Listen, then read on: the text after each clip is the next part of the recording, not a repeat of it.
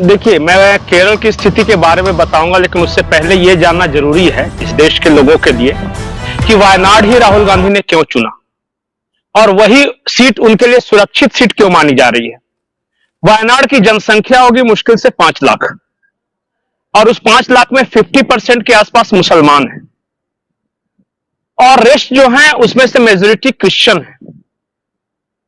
हिंदू आबादी बहुत कम है। उसके बाद है उसका स्ट्रेटेजिक लोकेशन, वो बॉर्डर मिलता है कर्नाटका और तमिलनाडु के साथ।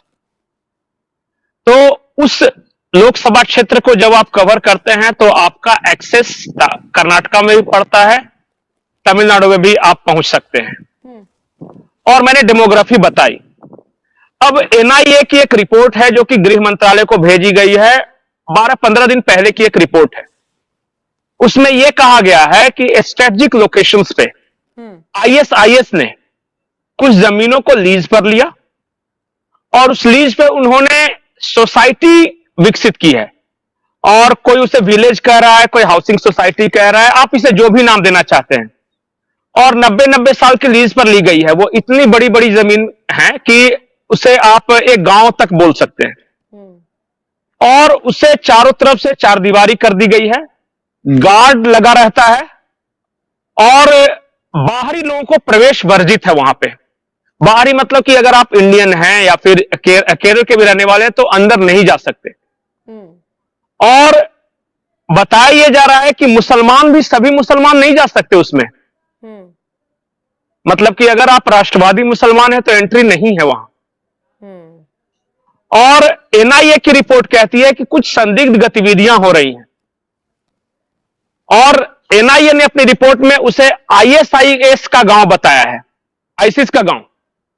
और बड़े कायदे से पूरी रिपोर्ट में यह बताई गई है कैसे मलेशिया से पैसा आया, कैसे केरल में उस पैसे से जमीन ली गई लीज पर, या फिर यह बताया गया कि कोलंबो में, श्रीलंका के कोलंबो में एक चर्च पे हमला हुआ था, बम धमाका हुआ था और वहां जो धमाके बहिष्कर्ता है वो अशरफ करके नाम है उनका, और उसको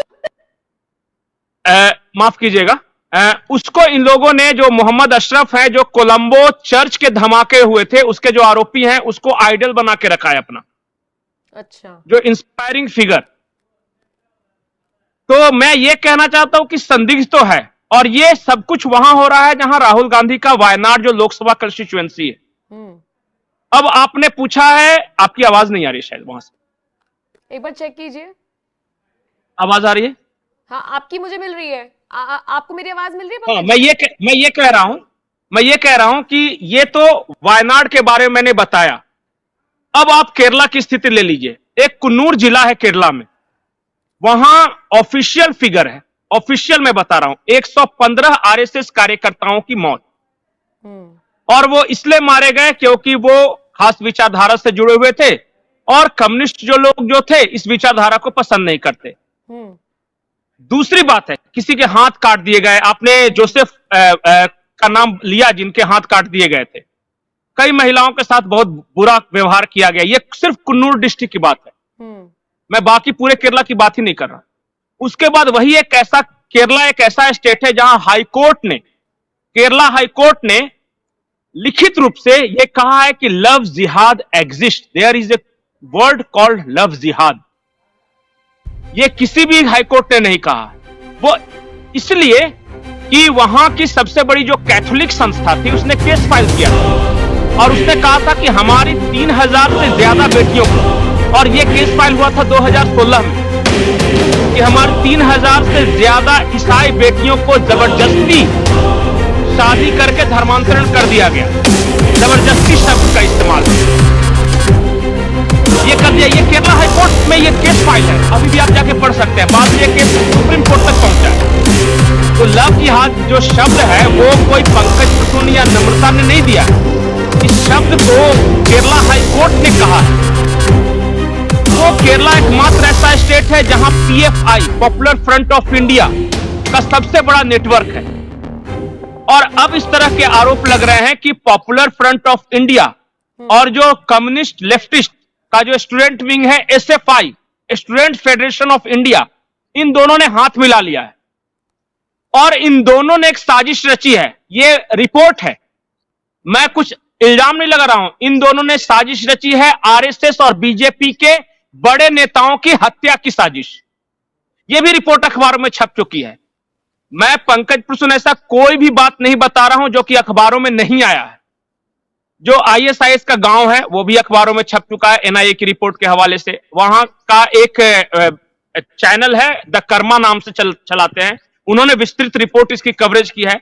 जो पॉपुलर फ्रंट ऑफ इंडिया का जो नेटवर्क है उसके बारे में चर्चा हुई है। जो हाईकोर्ट ने कहा है वो हाईकोर्ट ने ही कहा है। आरएसएस कार्यकर्ताओं को मारने की बात यह भी आई है कि पीएफआई ने प्लान बनाया है, और पीएफआई निकला ही केरला से है। जब आप केरला के न्यूज़पेपर्स या वहां के समाचारों को खंगालिएगा तो पता चलेगा कि बीफ के खिलाफ वहां बीच सड़क पर कांग्रेस के नेताओं ने गाय काटी है, कही कि हम खाएंगे, फोटो खिंचवाया उस हड्डी और मांस के साथ, और ये कांग्रेस के नेताओं ने खिंचवाया है। तो मैं ये बोल रहा हूं कि केरला जो है ना विस्फोट के ढेर पे खड़ा है। बाहर के लोगों को कोई फर्क नहीं पड़ता, लेकिन केरला में आप देखिएगा कि कुछ दिनों पहले तक, एक पीढ़ी पहले तक उनके डिफरेंट नाम हुआ करते थे, जो कि केरलाइट्स नाम थे, मलयालम कल्चर के नाम थे। लेकिन आज आप देखिएगा ना तो वो अरबी नाम रखना शुरू कर दिया उन्होंने। केरला में कुछ गांव ऐसे हैं जहां उन्होंने कह रखा है कि ये इस्लामिक गांव है, यहां बाहरी लोगों का प्रवेश वर्जित है। और ये सब अल्लाह पूजा के जो ये हैं, जो पहले जो सांसद थे, उन्होंने ये मामला उठाया भी था लोकसभा में। ये भी बात मैं अपने मन से नहीं कह रहा हूं। तो कुल मिला के वहां और देश की परिस्थिति में अंतर क्या है? वहां जो है ये इस्लामिक उग्रवादियों के निशाने पर क्रिश्चियन भी हैं और हिंदू भी हैं, और बाकी देश में इस हद तक वो टारगेट नहीं है जितना केरला में है। और कैथोलिक्स जो सबसे बड़ा चर्च है वो केस लड़ रहा है बजाबते इन जिहादियों के खिलाफ। और एक महत्वपूर्ण बात नम्रता, केरला से एक खबर आई, बहुत सारे लोगों ने द केरला स्टोरी देखी होगी, द फिल्म जो आई थी, उसमें 3 लड़कियों की कहानी थी। लेकिन अभी ऑफिशियल कोई बताने को तैयार नहीं है, लेकिन एक एनजीओ ने निकाले थे आंकड़े 3000, जी हां 3000 लड़कियों को आईएसआईएस के लिए लड़ने के लिए देश से बाहर ले जाया गया। और 22 लड़कियों की तस्वीरें आई थी कि कौन कौन सी लड़की गई है, और उनमें से अधिकतर वापस नहीं आई है। उनका क्या हुआ किसी को नहीं पता। यह ऑफिशियल चीज है, जो तस्वीरें आई थी वो तो ऑफिशियल है। भले ही आंकड़ों के आधार पे आप बहस कर सकते हैं कि 3000 लड़कियां नहीं गई थी, 2000 गई थी, केरला स्टोरी में ज्यादा बताया गया, ये कर सकते, लेकिन गई तो थी आईएसआईएस के लिए लड़ने के लिए। अफगानिस्तान में इन बच्चियों को भेजा गया है, और वो आईएसआईएस के लिए वहां लड़ रही थी और यहां तालिबान के लड़ाके के रूप में लड़ रही थी। मतलब कि किसी भी स्टेट से इतने सारे लड़कियों को, बच्चियों को नहीं भेजा गया है। एक और मैं बताता हूं, एक विवाह प्रथा है जिसको अंग्रेजी में आप वन नाइट स्टैंड कह सकते हैं, लेकिन वो जो इस्लाम में है वो है कि ट्रैवल के दौरान विवाह। तो जो भी अरबी आता है भारत में, वो क्या करता है कि जितने दिन तक ट्रैवल कर रहा है वो किसी न किसी लड़की को अपने साथ रखता है, और वो सब कुछ करता है जो एक पत्नी के साथ किया जा सकता है। जब ट्रैवल खत्म तो विवाह का कॉन्ट्रैक्ट खत्म, वो अपने देश चला जाता है और ये प्रेग्नेंट हो जाती है यहां। और केरला में ये कॉमन है। उसके लिए कोई पर्टिकुलर टर्म है अरबी में जो कि मुझे याद नहीं आ रहा, और ये इस्लामिक कहते हैं, जो कि जो मुल्ला मौलवी कहते हैं कि वो इस्लाम में जायज है।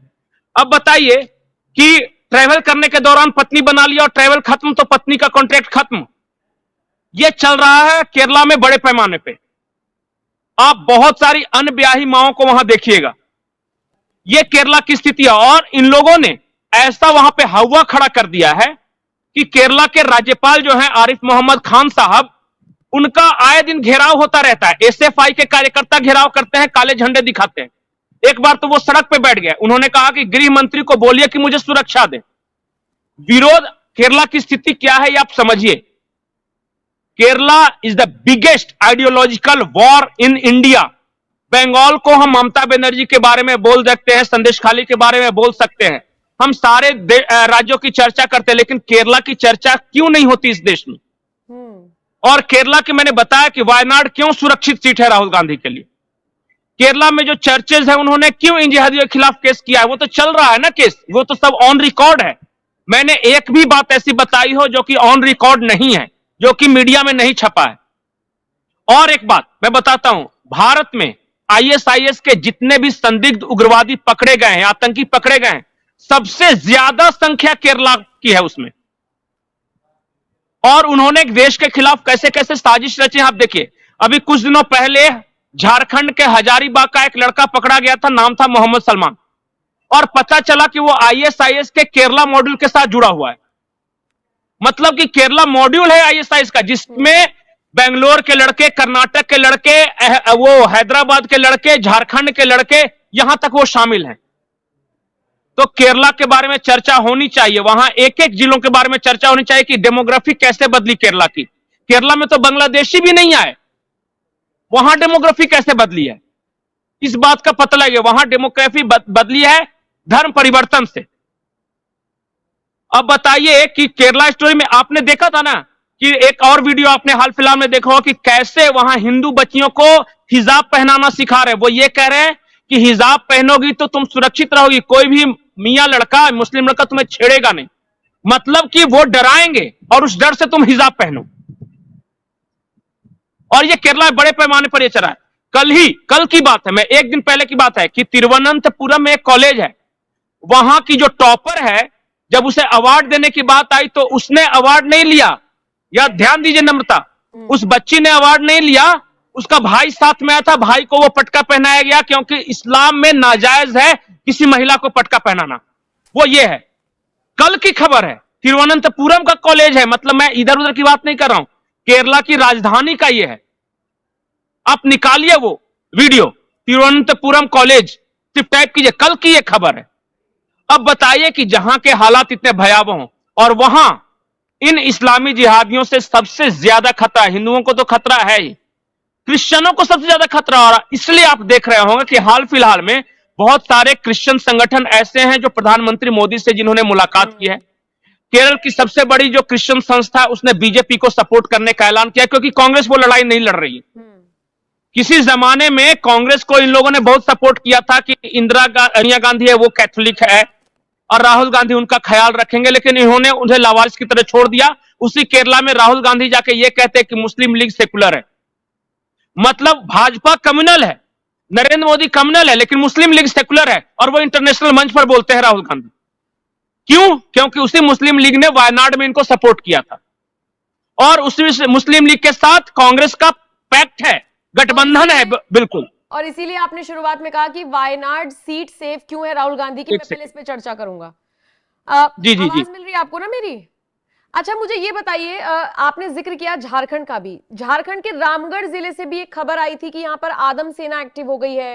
बिल्कुल। और ये वो लोग हैं जो डरा रहे हैं लड़कियों को कि हम शरिया कानून ले, ये क्या है आदम सेना और इनके रूल? मैं बताता हूँ नहीं, मैं बताता हूँ। झारखंड की राजधानी है रांची, और रांची से मुश्किल 40 किलोमीटर दूर है रामगढ़।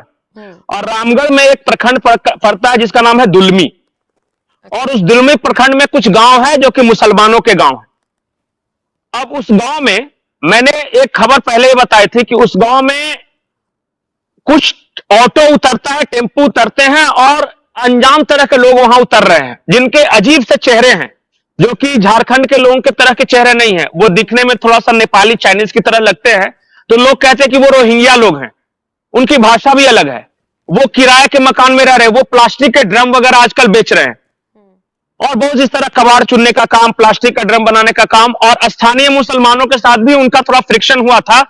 रांची से सटा हुआ एक इलाका है इरबा, वहां 1.5 साल पहले एक हिंसा हुई थी, और वो हिंसा हुई थी स्थानीय झारखंडी मुसलमानों के बीच और ये जो आए हैं बाहर से इनके बीच, और दुकानों में आग वगैरह लगा दी गई थी और मामले को दबा दिया गया। मैं बिल्कुल प्रामाणिकता के साथ कह रहा हूं कि झारखंड के रामगढ़ के इलाके में बड़े पैमाने पर रोहिंग्याओं को बसाया जा रहा है, और इन्हीं में से मैं बताता हूं कुछ लोग ऐसे हैं ना जो इस तरह के माइंडसेट के हैं, जो जिहादी मानसिकता के लोग हैं, और उसमें कुछ स्थानीय नौजवान भी जुड़ गए हैं। इन्होंने एक सेना बनाई है जिसका नाम है आदम सेना, और वो कर क्या रहे हैं? वो नम्रता हिंदुओं को बिल्कुल कुछ नहीं कर रहे हैं, क्योंकि उनकी हिम्मत नहीं। वो क्या कर रहे हैं, मुसलमान के गांव में जाके बच्चियों को परेशान कर रहे हैं। जब आप स्कूल कॉलेज निकल रही हैं तो बच्चियों को जबरदस्ती बोल रहे हैं आपकी ये आपका सर ढका हुआ क्यों नहीं है, आपने बुर्का क्यों नहीं पहना है, आप गैर मजहबी लोगों के साथ बातचीत क्यों कर रही है। अगर टीचर भी पढ़ा रहा है ना तो वो टीचर तो हिंदू है या आदिवासी है, उसके साथ क्यों बातचीत कर रही हैं आप सिर्फ मुसलमानों से बात करो, इन लफंगों के साथ बातचीत करो, बाकी किसी के साथ बातचीत नहीं कर सकते, अपने टीचर के साथ भी नहीं जो कि गैर मजहबी टीचर है। और ये आदम सेना बनाई किसने है किसी को नहीं पता। कुछ लफंगे लड़के हैं जो गांव में, और तो और मैं बताता हूं इन लोगों ने क्या किया है कि अगर किसी बच्ची को कमजोर देखा है या किसी महिला को कमजोर देखा है ना जिसकी हैसियत उतनी समाज में नहीं है, उनको बैकआउट करने का निर्णय सुना दे रहे हैं ये कि समाज से बैकआउट हो रहे हैं और असली नजर उनकी संपत्ति पे है। मान लिया कोई विधवा है, अब उसका कुछ जगह जमीन है तो इन लोग क्या कर रहे हैं ना, ये विधवा कुलक्षणी है तो इसका कैरेक्टर खराब है तो फलाने के साथ इसका चक्कर है, इस तरह करके उसको बदनाम करना है, गांव से बदनाम, ये बैकआउट करवाना है, उसकी जमीन पे कब्जा कर लेना है और उस जमीन पे इन्हीं रोहिंग्याओं को बसाना है। आप समझ रहे हैं स्थिति। और यह बात सही है कि सरकार को पुलिस को सब कुछ पता है, पर क्यों नहीं कर रही है कार्रवाई, ये सबसे बड़ा सवाल है। और झारखंड के कई इलाके, झारखंड की आपने बात की तो मैं बता दूं, ये निशिकांत दुबे का इलाका आप जानती है ना, निशिकांत दुबे गोड्डा के सांसद है, उनके इलाके में कुछ जगह है जैसे एक साहिबगंज जगह है, वहां पे जब आप देखिएगा कि सर्वे रिपोर्ट जो गवर्नमेंट ऑफ इंडिया की है तो 9 से 10% मुसलमान थे और 31% आदिवासी रहते थे वहां पे। और जो ताजा रिपोर्ट आई है 2011 की, क्योंकि 2011 के बाद गणना बंद कर दिया, 2011 की बात कर रही है कि 31% मुसलमान है और 8-9% आदिवासी हो गए, बिल्कुल रिवर्ट। और मैं तो ये 2011 की बात कर रहा हूं, अब 2022 में आ जाइए और वो कर क्या रहे हैं, सरकारी जमीनें जहां खाली है वहां पे अपने झुग्गियों को डाल दे रहे हैं, उस पर कब्जा। देखिए ट्राइबल कल्चर में महिलाओं को अधिकार मिले हुए हैं, यहां महिलाएं इकोनॉमी भी देखती हैं, बाहर काम भी करती हैं, घर भी संभालती है, सब कुछ। तो ये आजादी है कि आप अपना मनपसंद जीवन साथी किसी को चुन सकते, बहुत ज्यादा समाज में इसे लेकर बंधन नहीं है। तो ये क्या कर रहे हैं कि एक पत्नी इनकी मुसलमान हुई जो मेन पत्नी है, लेकिन 2-3 पत्नी ट्राइबल महिलाओं के साथ शादी कर ले रहे हैं ये। और शब्द पता है क्या है नम्रता, जो ये आदिवासी महिलाओं के साथ शादी करते हैं इनको बियरर चेक बोलते हैं। बियरर चेक मतलब ब्लैंक चेक है ये इनके लिए। आप बियरर चेक जाके गांव में पूछ लीजिएगा तो बोलेगा कि मेन पत्नी मुसलमान लेकिन बाकी की 2-3 पत्नी आदिवासी। और ये करती क्या है, उनकी शारीरिक भूख को तो शांत करती है, ये बेचारी नर्स का काम कर रही है, ये किसी घर में दाई का काम कर रही है। देश दुनिया की खबरों के लिए बने रहे हमारे साथ, देखते रहिए न्यायिक नायक न्यूज।